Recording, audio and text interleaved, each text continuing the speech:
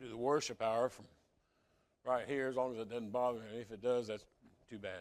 But no, I'm going to do it because when I did my PowerPoint, you can see them up here just fine, but back there is where I look to get, my prompts or notes or whatever. And it's hard to see because I didn't make my fonts big enough. I usually have a computer right beside me where I can kind of, go to. We look at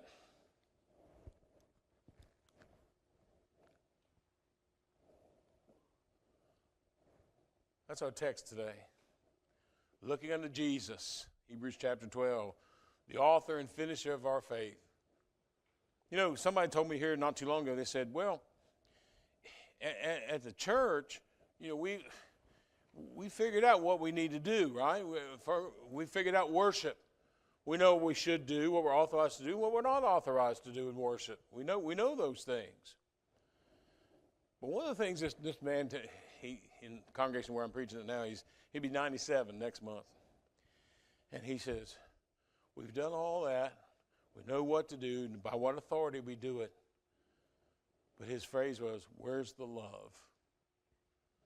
Now, I'm not a love kind of preacher.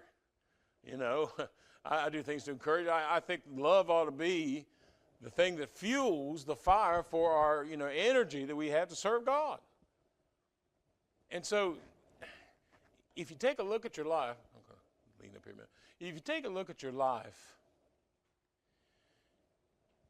and you're not doing anything for the Lord, what does that tell you? How much you love Jesus? Oh, preacher, come on now. You stop preaching on the middle. I know you. I love Jesus. You may not be able to get out of the house. I don't get out much. And, that's okay. But there are a lot of other things you could do. Number one, you can read and study and learn more about what God's will is for you and for the church. Because I'll tell you what, you look around, this church needs everybody we can get.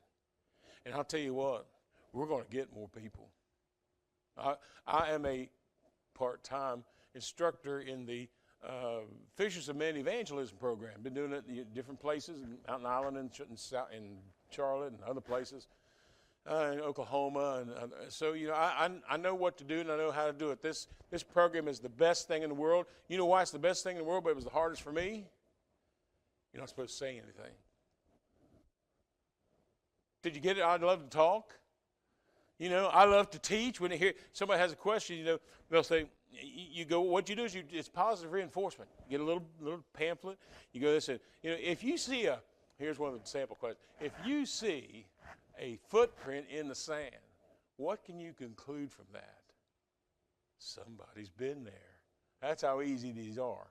And it's like, and then somebody who I'm studying with say, well, somebody's been there. That's exactly right. I mean, anybody could figure that out, right? That was easy. Go on.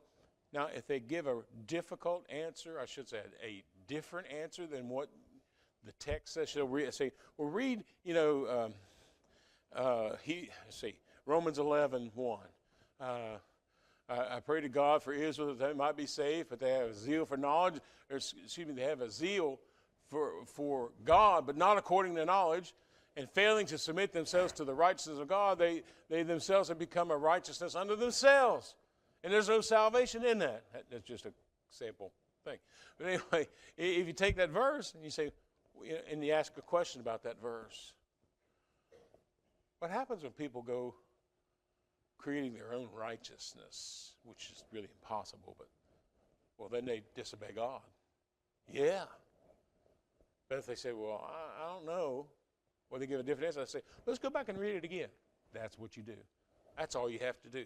It teaches itself. School teacher. It teaches it. How great is that? It teaches itself.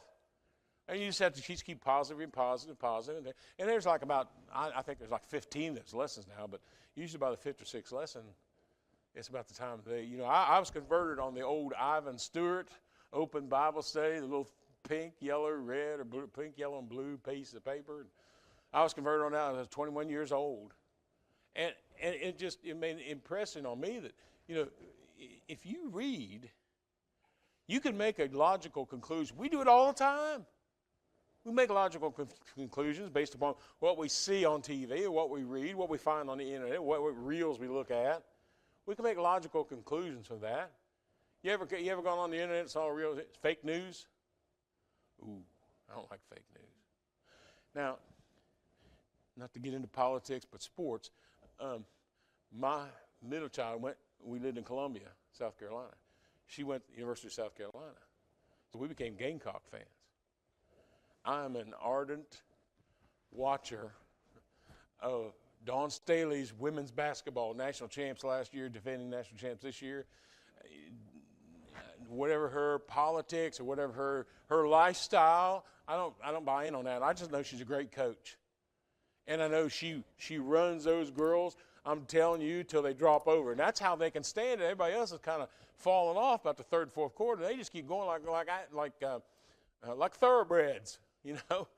And I like it, but I saw somebody saying that, well, she got an offer to go to the NBA. She's not going. They built a statue to her on the campus. She's not going anywhere. She just got a contract extension. She's making $5 million a year.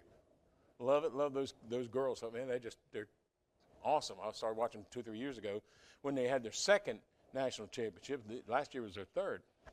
And so, you know, and think of that when I see fake news about things like that. See, fake news is everywhere. Fake news is in religion. There's a bunch of fake stuff in religion. We've got to love God, love His church, and love the Word enough to defend those things. I mentioned in the Bible class, what stands between you and more knowledge about God? You. You stand between that. And, you know, and I know, because I came to this area in 2004, spent 12 years at Orange Chapel, you know, founder, director of the school there. I'm proud of that. And I'll just leave it at that. But, you know, and so the church there, we had criticism. Oh, y'all just want to be the queen bee around here. I know who said it. And he said, we will be the queen. And I remember Tim Allen, you all probably know Tim Allen. Tim Allen said, look, he said, we're not doing that. We're just doing God's work. You either join with us or get out of the way. And that's the way I feel about it too. Look around you. How many soldiers of the cross we got in here? I'll just tell you right now. All y'all. It's going to take all of us. It's going to take an effort. I'm going to lead in that effort, believe me. I'm going to lead in that because, if you miss a Sunday or you're somewhere else or you're sick, I'm going to call you up in a couple of days to find out where you are. What are you doing? What can I do for you? Is there anything we can do? We bring you a meal. I'll get, somebody, I'll get Betsy or whoever, and she'll head up. She'll be calling people, and Jennifer, she'll cook something, and, and take a meal to them. Why? Because we love one another. That's why we do that. I've got plans about evangelism, things that I know that have not been tried, because a lot of people like doing it. You ever heard of flea market evangelism? You think, oh, goodness. I tell you that because flea market evangelism is great because what you can do, you can put a little TV with a DVD on it, maybe like a Phil Sanders or something, or whoever else, the Gospel of Christ, the TV program, something like that, whatever, and have tracts there to hand out, and little slips of paper that says name, address, phone number, email. And they put it in a big goldfish bowl. And every month, we award a Bible. Pull it out. Here. What does that do? By the end of a month, you probably got more than 200 names, addresses, phone numbers, emails that you can call and say, hey, look, I'm sorry you didn't win the Bible, but, and some people just, put their name in there just because they want a Bible. But I said, we're more than happy to study the Bible with you. And here's the kicker. See, listen to this question. Do you think a better knowledge of the Bible could help you in any way? What are they going to say? No. Never had anybody say no. I've done that door to door and in different places and had studies with people like when I was in Orange Chapel. But, it's just like we've got to be mobile. We've got to do the work. Some people in here can't do it. But you got phones, don't you? Most people in this room probably have a cell phone. I got something that's called a smartphone. I know why, because it's smarter than me. Sometimes it's like I have an iPhone, you know, but I have an iPhone 10. I don't have the latest one because this is paid off. So, you know, and you have to have the idea that you want the church to grow. How's the church going to grow if we don't open our arms up to people? What'd you do if some guy came in, you could tell he was a homeless guy. Came in, sit over here beside Miranda. Not up on her, you know, Jeff probably kill him. I mean, Mike probably kill him. But like he sat right down there. And, you know, one of my children lived in Las Vegas. A lot of homeless, but they were never thrown out. They needed the rest. It's like in my classes. I figure if somebody goes to sleep in my class, I guess they need to rest because I think I'm interesting. But anyway, that's a little arrogance. But anyway, Jesus is our perfect example of how we should love others. Hebrews 12, what I mentioned before, it says, therefore we also, since we are surrounded, it says, by a great cloud of witnesses, let us lay aside every weight and the sin which does so easily beset us. Let us run with patience that which is the race that's right before us. You know what that's in reference to? That's a sports analogy. Let us lay aside every weight. You ever seen a marathon runner? Guy runs 26 miles in the Olympics. This is not a marathon runner's body. You know, they're about this big around. 6 foot tall adult, that probably weighs about 200 maybe at the most. Probably more like 175, 180. And he's going to run 26 miles. I couldn't run 26 feet. I mean, oxygen. No, but you get the point. It says, let us lay aside every weight. What is burdening you that keeps you from being evangelistically minded?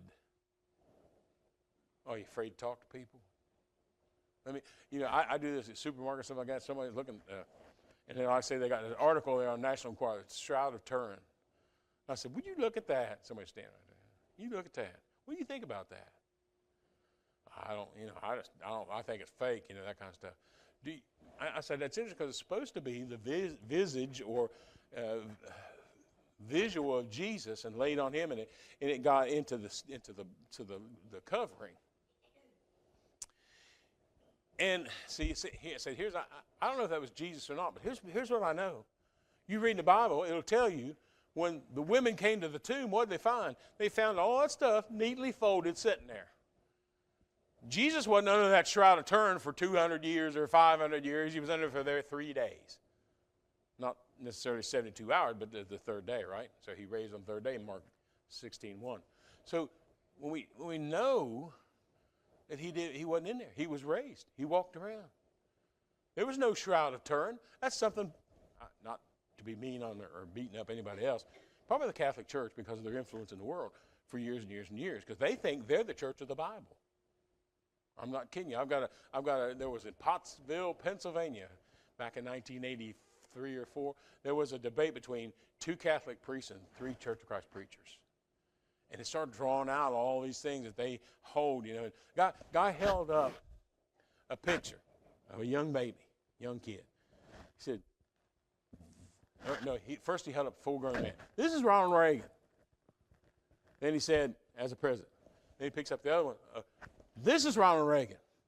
He was a baby. And they're not the same. They don't look the same. And I'm thinking, that kind of plays into what I'm telling you. The church, you have taken the church as it was, like a baby, and changed it into a full-grown Ronald Reagan. I'm telling you, I'm taking the church as a baby, and we're still holding the baby. We're still holding the church. The church is the same and should be the same as it was in the first century. Should be no different. See, he actually thought he was a really smart guy, but he was just more annoying than anything. But anyway, so it tells us that it says, and let us run. Run. Didn't say crawl. Didn't say walk. Didn't say limp around. It said, let us run with patience, run with endurance, this race that is set before us. How do we know it's set before us? He's telling us. People say, well, what's he talking about? I don't know.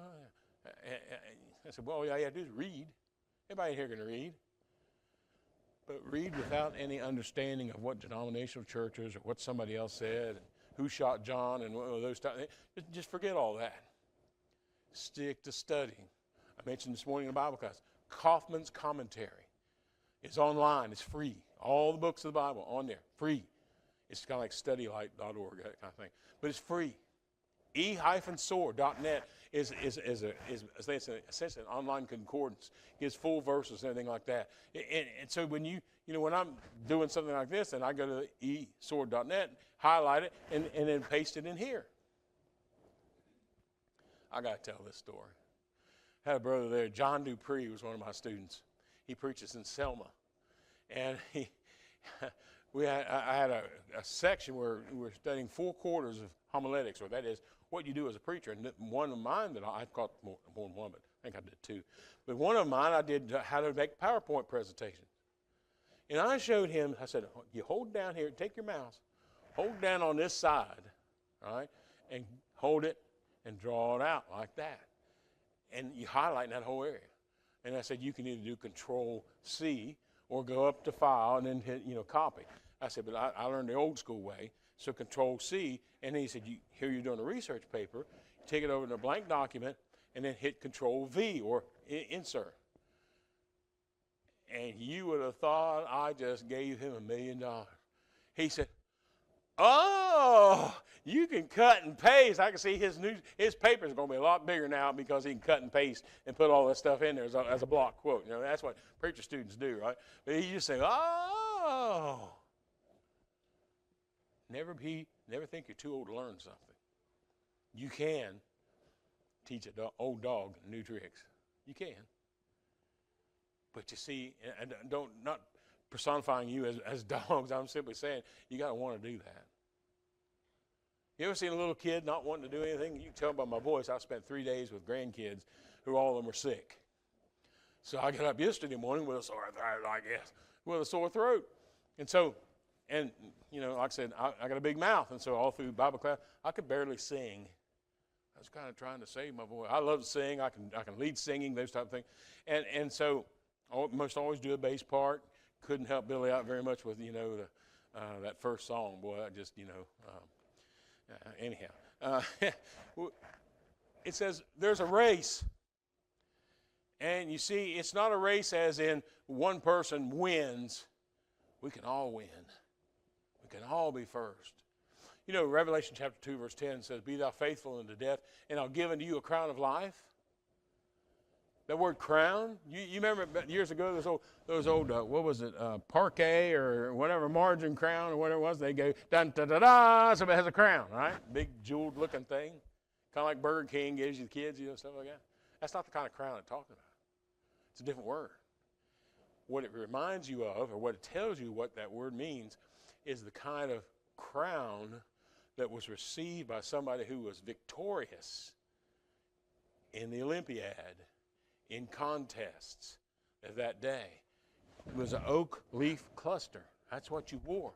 There's no gold, silver, bronze, or participation medals.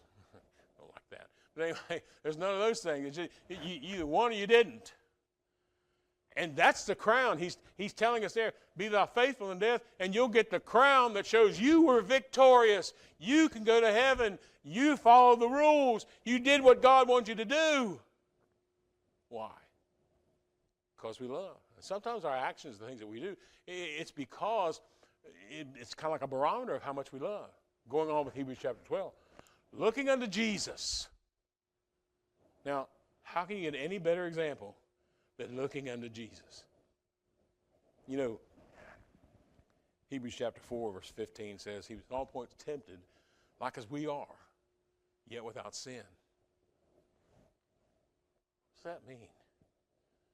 What point would the writer of the book of Hebrews, through the Holy Spirit, through the writer of the book of Hebrews, what point would they be trying to make here? That Jesus had the choice. When he prayed in the garden the night before he was crucified, he said, Father, this cup, he's talking about what he's going to have to endure the next day, crucifixion. If it is possible, let this cup pass from me, but thy will be done. Human Jesus didn't want to be nailed to a cross. I can get that. I don't like splinters. Nail with a spike, right? Through here. Maybe some people say it's through here. Either way, I don't know why nail a spike through anything of me. And he was hanging there between two thieves. King James used the word malefactors.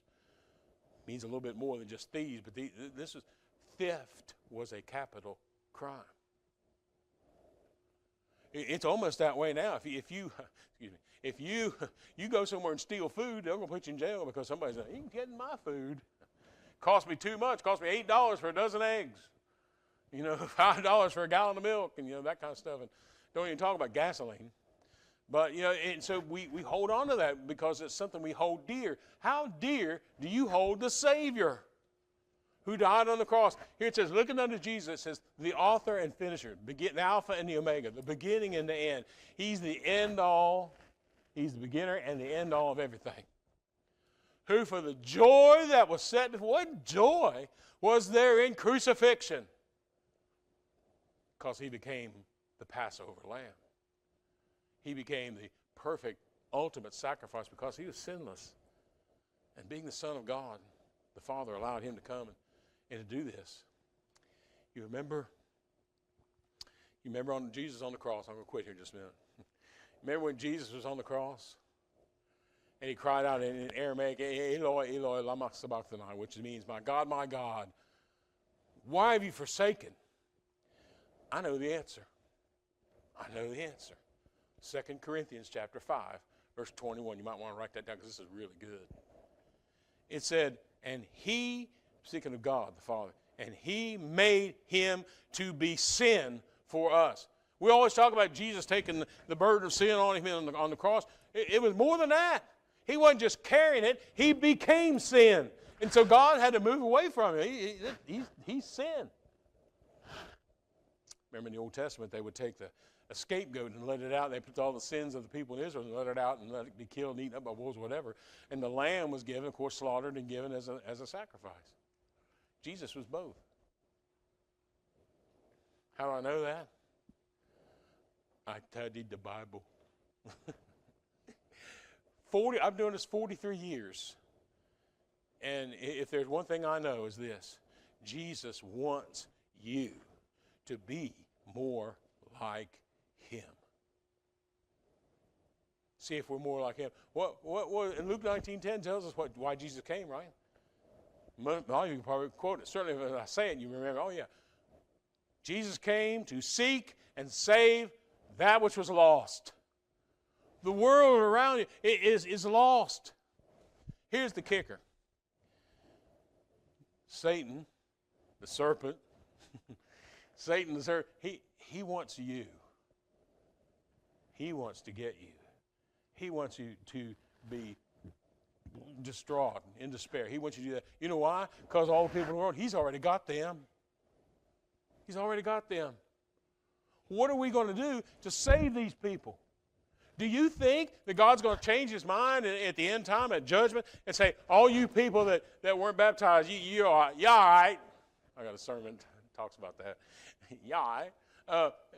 You're okay. Now, you think about it being a father, and here's your only begotten son, and you allowed him to come to this earth, live a sinless life, and to die on the cross. That you need to know it was absolutely necessary. Those people at the end of time, God's not going to change his mind about that. God delivered his son to be humiliated on a cross and die, shed his blood for us.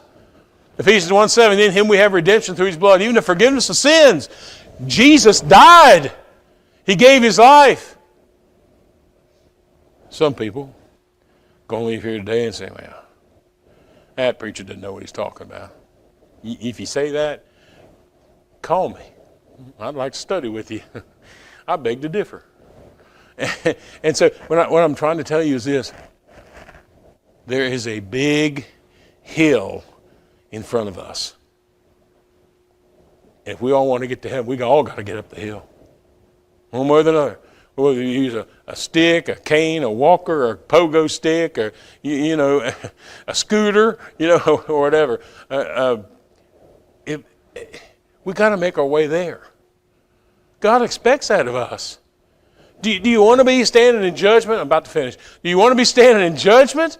And God says, this person comes up and sees Wayne. He says, Wayne, yeah, you've been a good, faithful fellow all these years. And he looks at Jesus. What do you think? Yeah, you come in.